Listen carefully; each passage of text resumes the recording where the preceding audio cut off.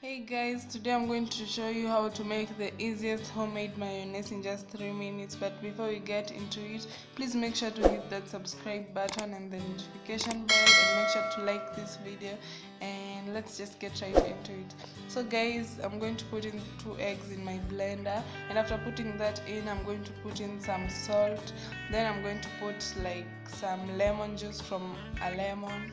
You can substitute this with vinegar, and basically I'm just going to blend it out after putting in the lemon. I really don't want to talk a lot because I know guys don't like watching videos that have a lot of talking, so yeah.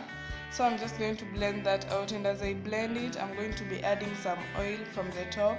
This oil just makes it get a little bit thicker and just look more like mayonnaise.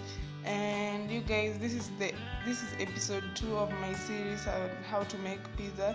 Please make sure to check out my mozzarella one and my pizza sauce and my pizza. And yeah, thank you guys for watching, and I'll see you guys in my next video. Bye.